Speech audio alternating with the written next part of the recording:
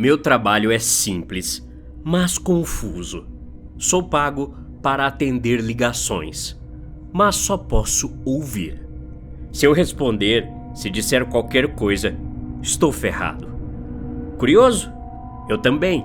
Mas antes de começar, quero explicar o ambiente do call center. É um lugar bem normal, mas dá aquela sensação ruim em estar ali. Não são as luzes, nem os computadores, nem o ar-condicionado zumbindo através do teto de painéis brancos. É mais profundo do que isso. Quanto mais tempo fico aqui, mais fácil fica. Mas a sensação nunca desaparece completamente. Ela simplesmente fica enterrada na mente. Você ficaria surpreso com a quantidade de pessoas neste escritório. É silencioso, mas não é ao mesmo tempo. Se sentar por tempo suficiente, você consegue ouvi-las. As vozes, o ritmo constante do desespero, gritos, súplicas, sussurros. Não são altos, não altos o bastante para incomodar alguém. Apenas suaves o suficiente para fazer sua pele arrepiar. Como uma sensação ruim que não dá para identificar. Recebemos um mar sem fim de ligações desesperadas dia após dia. Cada ligação é diferente, cada voz é diferente. Mas as palavras, as histórias, sempre as mesmas. Por favor, eles dizem. Não sei onde estou. Tem alguma coisa do lado de fora da porta. Preciso de ajuda. Mas ninguém de nós responde. Não podemos. 2 baias ao meu lado direito tem a Marta. Está fazendo palavras cruzadas. Ela bate as unhas de acrílico na mesa como se estivesse digitando em um teclado invisível. E tem a Débora, do meu lado esquerdo. É alta, morena e come a mesma marmita barata que traz todos os dias. Ninguém fala aqui, não em voz alta, a menos que ainda queiram continuar empregados. Na verdade, Marta e Débora foram nomes que eu coloquei nelas para me sentir mais humano. Não usamos crachás, não nos apresentamos, nem usamos nossos próprios rostos. Cada um usa uma máscara. Máscaras suaves, quase artísticas. Eu as descreveria como uma máscara estilo baile de máscaras, só que sem o glitter. Elas começam logo abaixo da testa e terminam logo acima da boca. Dizem que é parte do experimento. Que experimento? Ninguém sabe ao certo. É esse o ponto. Não estamos aqui para entender. Estamos aqui para seguir instruções. Atenda à chamada. Não diga nada. Deixe-os falar. Deixe-os gritar. Deixe-os implorar. Apenas fique sentado com o telefone pressionado contra o ouvido e ouça até a linha cair. É isso. Esse é o trabalho nesse call center. Parece fácil. Quase um golpe. Pensei a mesma coisa no começo.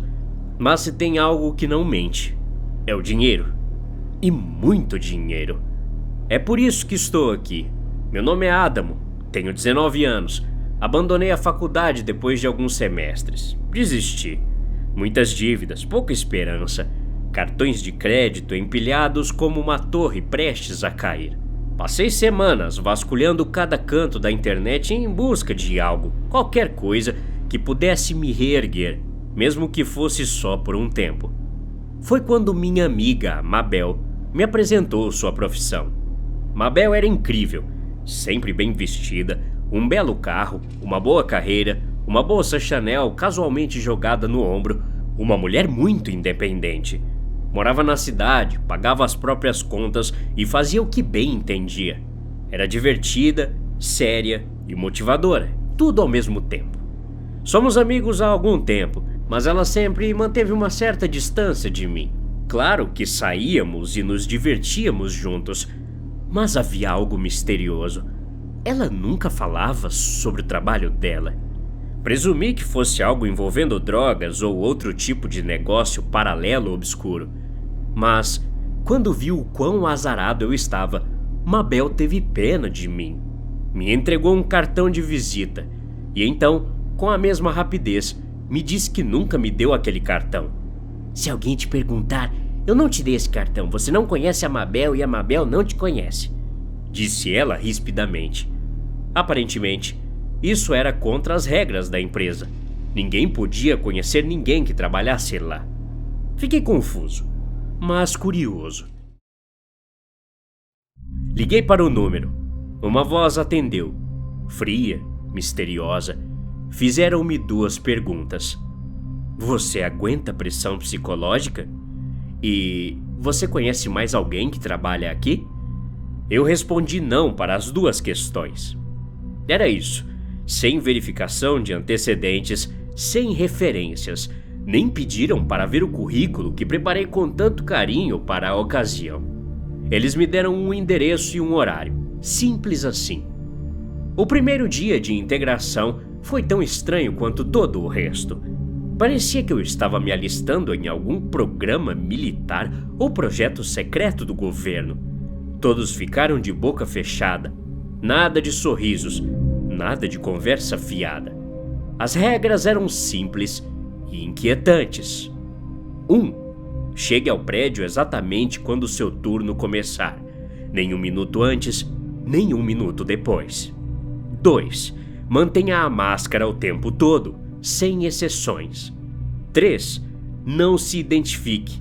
Não tente identificar ninguém. 4. Não responda, nem fale com o interlocutor do outro lado da linha. Era isso. Foi no mínimo estranho, mas eu continuava dizendo a mim mesmo que era apenas um grande experimento. Eles estão pagando por dados, não para que ajudemos alguém. Não estamos realmente atendendo chamadas, somos o produto, sendo passado para alguém ou algo mais acima da cadeia. É o que os avaliadores dizem, pelo menos. Avaliadores são basicamente gerentes aqui. Pessoas com um diploma chamativo e habilidades interpessoais que revelaram que as vozes não são reais, que as pessoas do outro lado não são pessoas de verdade, são artificiais, sintéticas, parte do teste e nada mais. Simulações, dizem eles. Vocês não estão machucando ninguém nem sendo cúmplices de nada.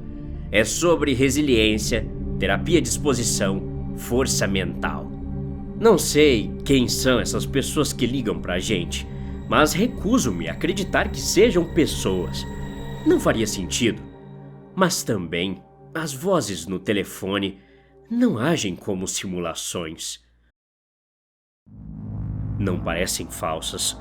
Soluçam, gaguejam, imploram pelos filhos, falam da coisa fora de seus guarda-roupas, dos olhos debaixo da cama ou do monstro do lado de fora da janela. Temos que ficar sentados ali, escutando, até que a ligação caia ou os gritos parem. Ou então, há aquele silêncio terrível e repentino, como se algo tivesse tirado a pessoa da existência.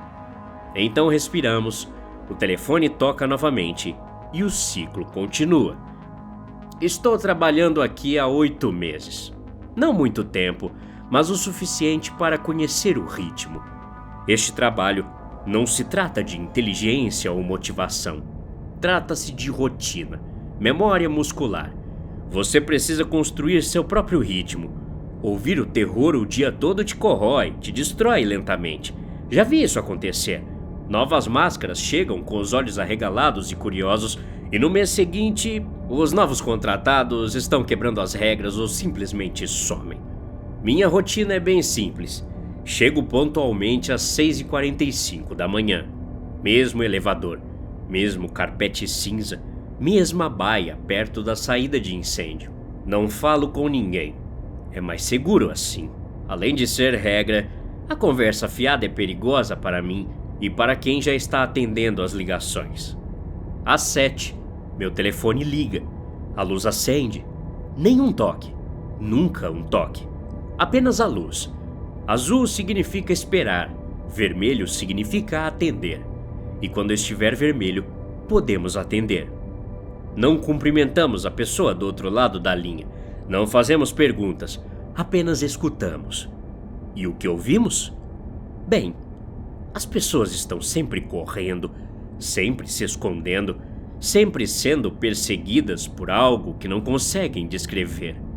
Um garotinho sussurra, dizendo que algo está arranhando a porta. Sua mãe não acorda.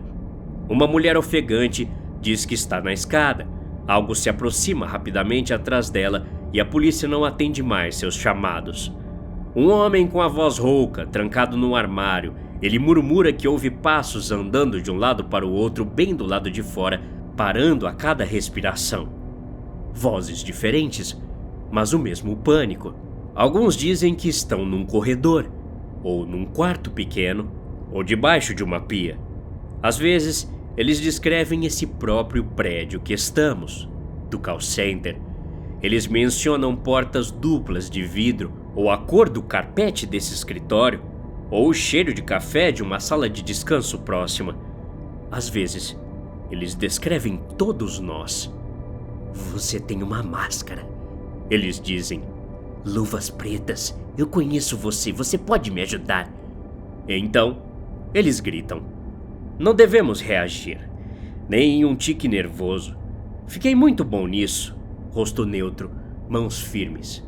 Uma mulher certa vez me pediu para cantar para ela enquanto algo roía a porta da frente de sua casa. Eu não fiz isso, mas eu queria. A voz gruda em você, mesmo depois que a ligação termina, principalmente depois.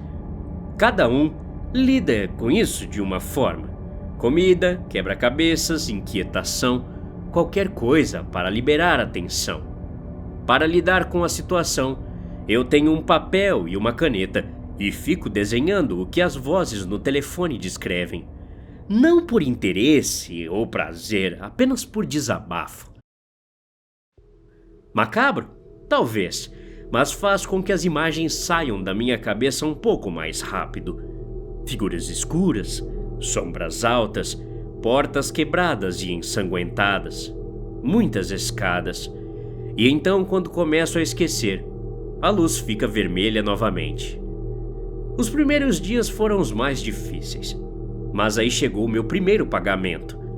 Depois de apenas um mês no emprego, paguei meus empréstimos estudantis. Aquele peso esmagador finalmente desapareceu. Senti que podia respirar novamente. Um mês depois, comprei meu primeiro carro. Usado, mas confiável. Depois, quitei a dívida do cartão de crédito. Pela primeira vez em anos, os números da minha conta bancária não eram um fardo que eu precisava me preocupar. Agora, moro num loft de vários quartos bem no centro da cidade. O tipo de lugares com paredes de tijolos aparentes e janelas grandes que deixam entrar muita luz do sol. Estou dirigindo o carro que eu costumava achar um sonho, aquele que eu pensei que nunca teria condições de comprar. O dinheiro lava a culpa nesse momento. Talvez esse fosse o objetivo desde o início.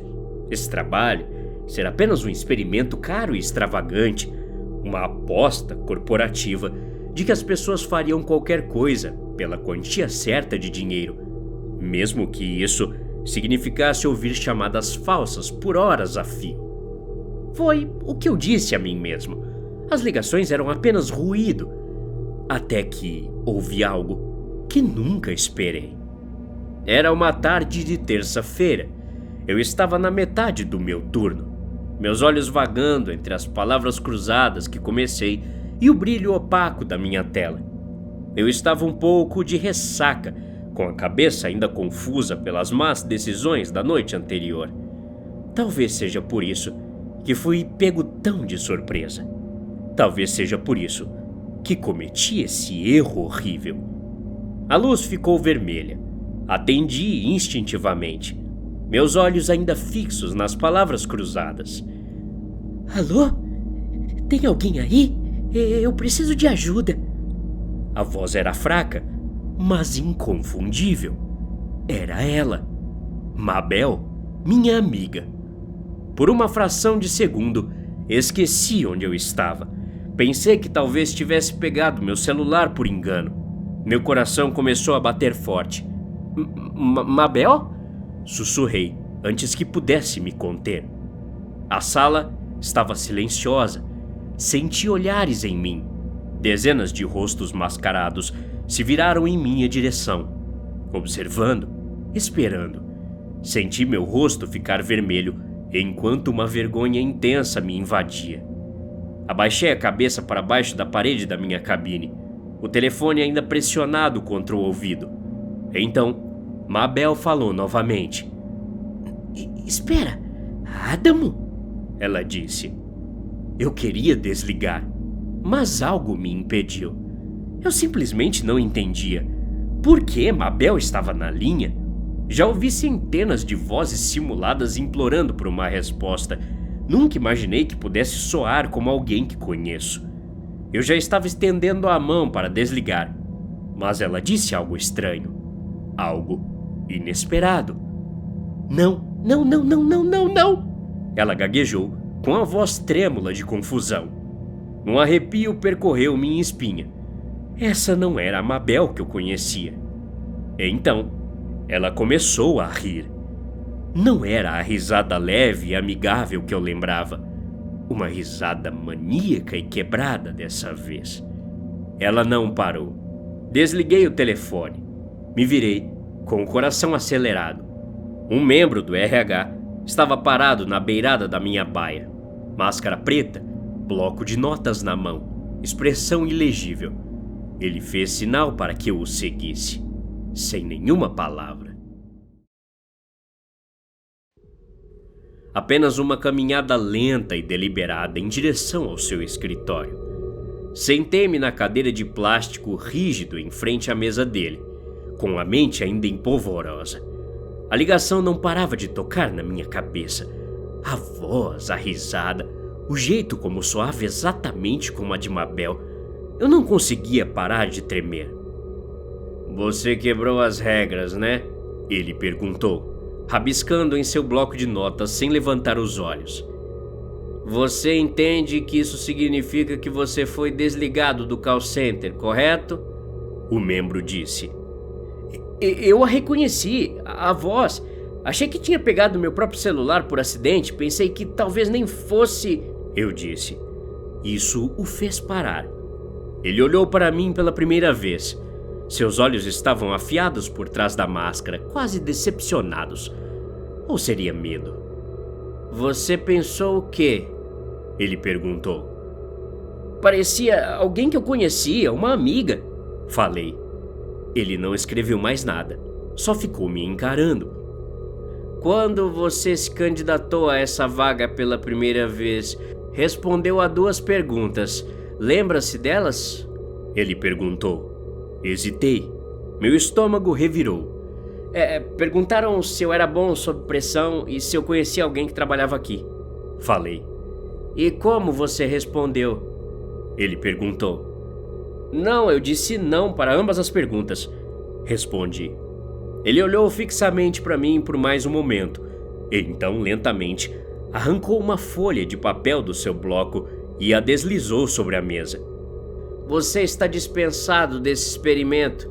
Pode retirar seu último pagamento no local impresso nesse recibo. Você também recebeu uma indenização equivalente a 1 mês de salário. Ele disse. Espera aí, fui demitido? Perguntei abismado. Ele não respondeu. Só voltou a digitar, como se eu não tivesse mais ali. Nenhuma explicação, nenhuma resposta sobre a ligação, nenhuma menção ao que eu ouvi. Apenas uma demissão educada e um bônus de rescisão. Peguei o papel sem ler e saí furioso, passando pelas fileiras de funcionários silenciosos e mascarados, pelas luzes piscantes do teto e saindo para a luz do dia. Estava na metade do caminho para o meu carro quando percebi que nem tinha tirado a máscara. Não olhei para trás. Senti de tudo nos dias seguintes. Tristeza, raiva, confusão, como se meu próprio corpo continuasse fazendo os movimentos, mas minha mente estivesse presa num loop. Aquela voz do outro lado da linha, aquilo que parecia ser a Mabel. Eu não sabia mais no que acreditar. No segundo dia, tentei ligar para ela. Caiu direto na caixa postal. Que estranho. Iríamos sair no fim de semana seguinte. Talvez tomar uns drinks e desabafar sobre o call center. Mabel nunca me ignorava, nem quando estava doente ou chateada. Tinha alguma coisa errada. No terceiro dia, decidi que precisava sair de casa, esvaziar a cabeça. O endereço que me deram para receber minha indenização não era longe. Isso me levou a um hotel, um daqueles lugares chiques no centro da cidade, com arranjos de flores gigantes e um funcionário que usava luvas. Nem vi uma recepção, apenas uma parede de caixa de correio perto dos fundos. O código que me deram funcionou. A fechadura se abriu com um clique e dentro havia o dinheiro, cuidadosamente dobrado, como se tivesse acabado de ser impresso. Saí e atravessei a rua até o estacionamento onde havia deixado meu carro. Ao chegar ao elevador, parei. Havia alguém parado na calçada um pouco mais adiante, bem em frente à entrada da garagem. Cabelo loiro e volumoso, botas de cano alto. Mabel? Dei um passo à frente sem pensar. Só alguns metros, o suficiente para ver melhor. E foi então que vi que não era ela. Na verdade, parecia a Mabel, se fosse feita de cera derretida. Alta demais, mancando um pouco, sua pele pendia do rosto em dobras, flácida como couro velho. Sua boca estava frouxa. Seus olhos... Deus, os olhos dela... Duas cavidades ocas rodeadas por dentes minúsculos e afiados. Suas mãos eram piores, pele flácida, dedos retorcidos, dobrados em ângulos que não faziam sentido. E, no entanto, as pessoas continuavam passando por ela como se não estivesse ali. Elas se moviam ao redor dela, evitando esbarrar, como se tivesse uma presença. Ela ocupava espaço, mas ninguém olhava. Não diretamente. Ninguém a via, não mesmo. Se a vissem, teriam ficado tão apavorados quanto eu. O elevador atrás de mim apitou e as portas se abriram. Corri para dentro e apertei o botão de fechar a porta com os dedos trêmulos. Quando as portas se fecharam, ouvi passos no concreto, lentos, deliberados, cada vez mais próximos. Muito perto. Não olhei, não queria vê-la novamente. O elevador me deixou alguns andares acima. Entrei no carro e dirigi. Rápido, rápido demais. Cada sinal vermelho parecia uma armadilha. Toda vez que eu olhava pela janela, esperava vê-la ali na calçada, movendo-se em movimentos lentos e rítmicos, como um caracol vestindo pele humana. Liguei para alguns amigos no caminho para casa. Não contei a eles o que vi, não queria parecer louco, mas me senti louco. Todas aquelas chamadas desesperadas que ignorei durante meu trabalho, mês após mês, com pessoas gritando, chorando e implorando, vieram todas de uma vez em minha mente. Talvez eu estivesse tendo um colapso. Era o que eu dizia a mim mesmo. Ouvir dor e angústia todos os dias faz isso com qualquer pessoa. Eu só precisava de descanso, um pouco de ar, talvez uma viagem. Agora eu tinha dinheiro, o suficiente para desaparecer por alguns dias, esvaziar a cabeça. E se eu ainda não me sentisse bem depois, procuraria um terapeuta. Deus sabe que eu provavelmente precisava de um psicólogo de qualquer maneira. Desviei do elevador do meu apartamento para dar uma volta pelo saguão. Queria comprar alguns lanches na loja ao lado da recepção antes de me acomodar para a noite. Eu precisava de 1 ou 2 garrafas de algo forte para abafar a tristeza da minha demissão. Estava atravessando a recepção quando vi algo pelo canto do olho. Virei-me e lá estava ela novamente. Mabel, em minha direção, vinda do saguão de entrada. A visão me deu arrepios, mas a sensação passou rápido. Depois de poucos segundos, me senti mais estável, mais equilibrado, não tive medo. Fiquei irritado, aquilo não era real. Devia ser alguma brincadeira bem elaborada ou fruto da minha imaginação. De qualquer forma, não me faria mal. Eu só precisava provar para mim mesmo. Olhei em volta. Todos os outros estavam passando. Estendi as mãos, desesperado. Sério? Ninguém mais está vendo isso? Falei. Respirei fundo algumas vezes e comecei a caminhar em direção a ela. Ei, por que você está me seguindo? Gritei. A coisa não disse nada, apenas continuou cambaleando para a frente. Parei a alguns metros de distância. O cheiro me atingiu primeiro. Azedo, podre. Estremeci ao ver a figura inchada, se contorcendo e convulsionando sob seu disfarce barato de Mabel. Você me ouviu? Isso não tem graça, sua esquisita. Vou chamar a segurança. Falei. Mas do nada, uma boca se abriu do estômago da coisa e arrancou com uma mordida o dedo que eu estava apontando para ela. Simples assim. Cambaleei para trás, gritando, agarrando o toco ensanguentado onde meu dedo costumava estar. A coisa continuou mancando para frente. Gritei mais alto e implorando por ajuda. Ninguém olhou, ninguém sequer parou. Virei-me e corri em direção às escadas. Cheguei ao meu andar e corri pelo corredor. Tirei a chave do bolso com as mãos trêmulas e ensanguentadas. Abri a porta, a tranquei atrás de mim. Recuei até bater a coluna na parede do outro lado do apartamento. Peguei meu celular e comecei a ligar para a polícia. Mas depois que disquei o número, foi silêncio. Isso não fazia nenhum sentido. Liguei para amigos, família, meu cabeleireiro. Nada. Nenhum toque. Só silêncio. Xinguei e corri em direção ao olho mágico da porta. Nada lá fora. Ainda não. Apenas um corredor largo e vazio. Meu dedo sangrava por todo lado. Eu sentia o coração bater na mão de tanta dor e inchaço.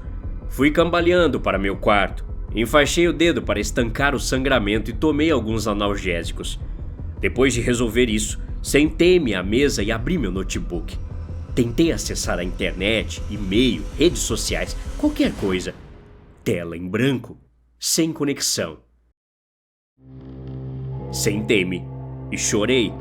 Não entendia o que estava acontecendo. Havia algo errado, não só com aquela coisa no corredor, não só comigo.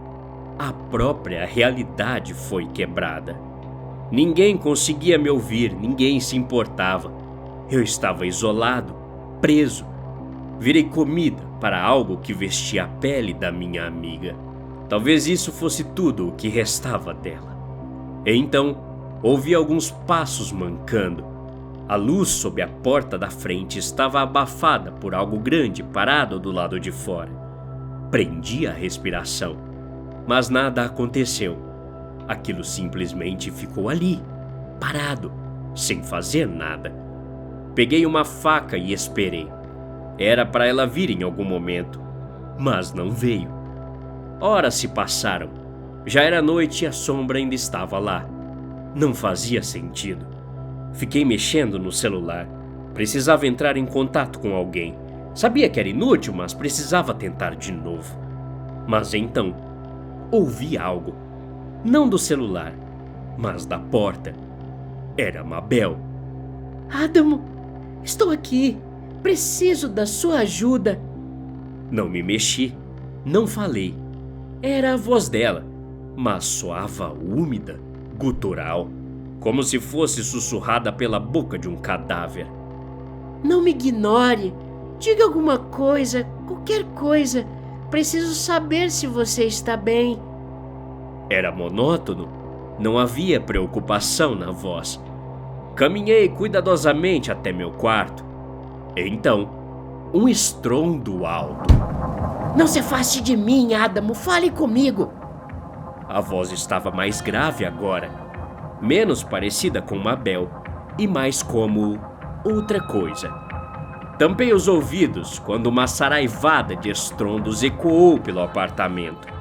Eu os ouvia por toda parte. Minha porta, o teto, as janelas com vista para a cidade lá embaixo. O som passou depois de 1 hora.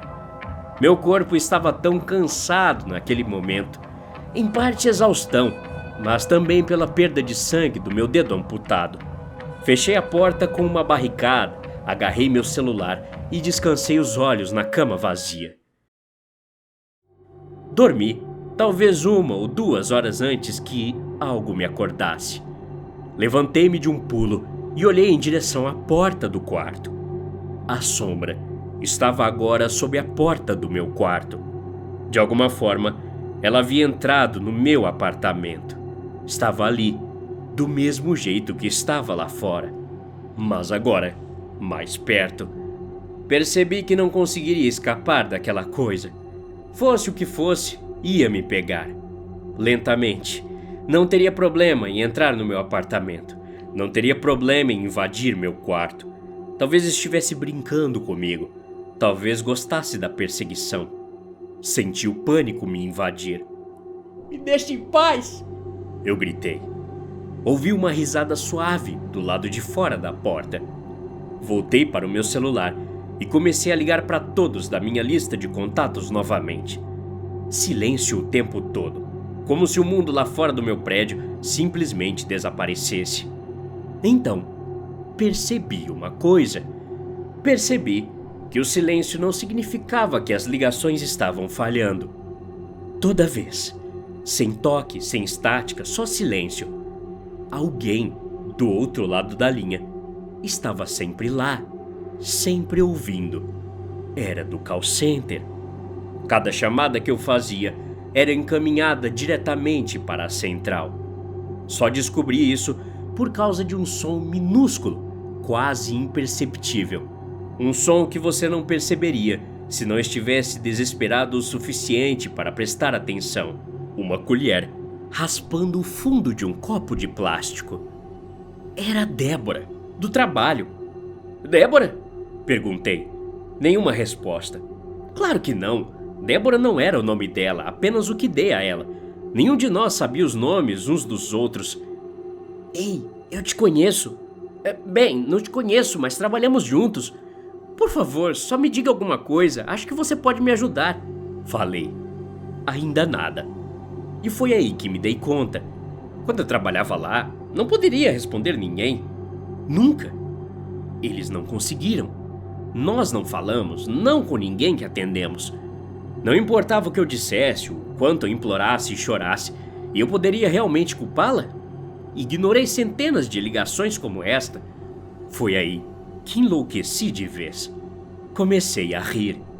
Alto, estridente, quase histérico. O mesmo tipo de risada que ouvi Mabel naquele dia que ela percebeu a verdade. Que ela estava ligando para as mesmas pessoas com quem sentava ao lado todos os dias. Que nenhum de nós dizia uma palavra, não quando era importante. Foi real. Tudo isso. Pessoas reais. Demônios reais. Meu Deus. Pobres pessoas, homens, mulheres e crianças, as pobres crianças. A criatura lá fora ficou quieta durante meu colapso. Talvez gostasse da minha dor. Talvez esperasse que eu saísse direto para suas mandíbulas. Assim que o riso parou e eu recuperei o fôlego, senti uma estranha clareza mental. Poderiam ter sido os analgésicos, ou a privação de sono. De qualquer forma, eu tive uma ideia. Se alguém do call center me respondesse, a criatura seguiria em frente. Essa era a minha teoria. Nunca recebi confirmação de Mabel, mas ela tentou. Ela gritou ao telefone até que alguém quebrasse as regras, e a coisa a deixou em paz. Pelo menos essa era a esperança. Eu precisava que alguém me respondesse, que alguém quebrasse as regras, como Mabel fez, como eu fiz. Quebrei a cabeça em busca de qualquer coisa que soubesse sobre as pessoas com quem trabalhava, algo que pudesse fazê-la falar. Então me dei conta. Marta. Ela sempre trabalhava durante o meu turno. Aquela que batia as unhas, sabe? A única razão pela qual ela me veio à tona foi porque eu sabia sobre ela algo que não deveria. No trabalho fazemos o possível para esconder nossas identidades, mas de vez em quando algo escapa. Uma frase, o flash de uma mensagem no celular, a sugestão de uma tatuagem aparecendo. O erro de Marta, no entanto, foi muito mais revelador e fácil de esquecer. Um dia, vi um folheto saindo da bolsa dela. Lar de Idosos Santa Maria. Reconheci o nome. Minha mãe já tinha pesquisado para meu avô uma vez. Lugar agradável, quartos privativos, janelas grandes, caro. Provavelmente foi por isso que Marta aceitou o emprego. Peguei o celular. Comecei a discar. Números aleatórios. Ligações sem motivo para o call center atender. Repetidas vezes, mesma linha silenciosa. Fiquei à espera que Marta atendesse. Esperei pelo som familiar de unhas batendo na mesa de plástico barata. Pequenos cliques rápidos. Mas Nada. Marta não estava trabalhando hoje? Comecei a me sentir sem esperança. Do lado de fora do quarto, a maçaneta da porta começou a tremer. Um leve ruído, como se alguém estivesse tentando decifrar a fechadura. Foi então que ouvi na chamada o bater de unhas. Preparei o roteiro na minha mente. Eu tive uma chance. Alô? Eu disse com a voz mais calma que consegui. Nenhuma resposta. Respirei fundo antes de continuar. Estou ligando porque seu familiar do nosso asilo Santa Maria está com uma emergência aqui. Falei. Eu esperava que essa fosse a frase certeira. Durante o meu tempo trabalhando lá, cada ligação era frenética, desesperada. Então fiz o oposto. Ninguém no call center esperaria algo tão calmo e controlado. O barulho de unhas parou. Eu tinha a atenção dela. Desculpe ligar para esse número, senhora. Alguém na central de atendimento disse que era o seu número de trabalho. Só preciso confirmar algumas informações. Vamos começar com o seu sobrenome? Falei. Mordi a língua quando a porta começou a destrancar. Ela se abriu lentamente com um rangido. A barricada de móveis deslizou pelo chão como se fosse uma pilha de caixas vazias. Coloquei a mão sobre a boca para abafar um grito. O que estava ali não vestia mais a pele de Mabel. O que restava era algo como roupa molhada, algo cru, um amontoado de carne escura. Tentáculos e boca se contorcendo em movimentos lentos e deliberados. Estalando, o amontoado de carne se contorceu em minha direção. Fechei os olhos e tentei manter o tom de voz calmo. Senhora, é uma emergência. Se eu não receber uma resposta agora, terei que ligar para a polícia. Falei. Senti o calor descendo pelo meu rosto. 100 boquinhas respirando na minha pele, ansiosas. Então, Marta falou. Minha mãe está bem? Ela perguntou. O som de sua voz pareceu salvação presa no meio do oceano. Abri os olhos. Para minha surpresa, a coisa havia sumido.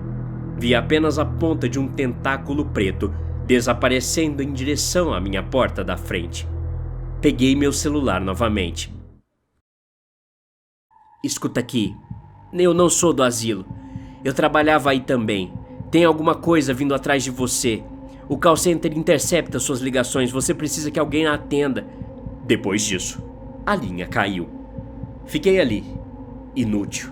Nem sabia o nome dela. Não sabia como ela era. E no entanto, talvez eu a tivesse condenado a um destino pior do que aconteceu comigo, ou com Mabel. Me senti mal. Não saí do meu apartamento por semanas. Eu precisava de tempo para processar tudo. Estou com a cabeça melhor agora. Isso se deve em grande parte à terapia cara que paguei. Entrei nesse emprego pelo dinheiro, não me importava com as ligações.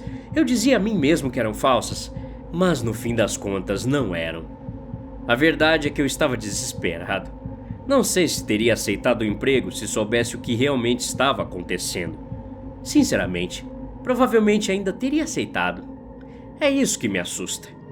Mas agora tenho um novo propósito. Um propósito melhor. Vou destruir o call center.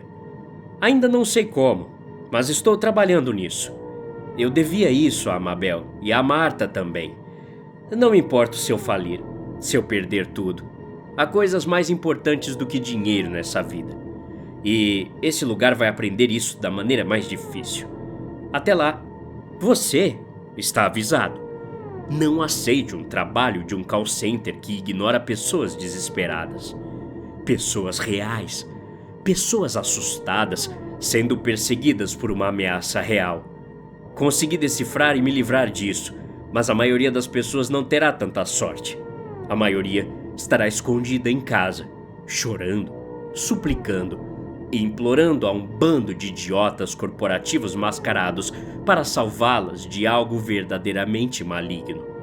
Mas, se você já trabalha em um lugar como call center, ainda não é tarde. Se puder ajudar, ajude. Não fique de braços cruzados ouvindo injustiças. Não deixe as corporações dizerem que tudo isso é lixo sintético. Use seu próprio julgamento. Seja gentil, seja curioso. Você pode salvar a vida de alguém. Até a próxima. Obrigado.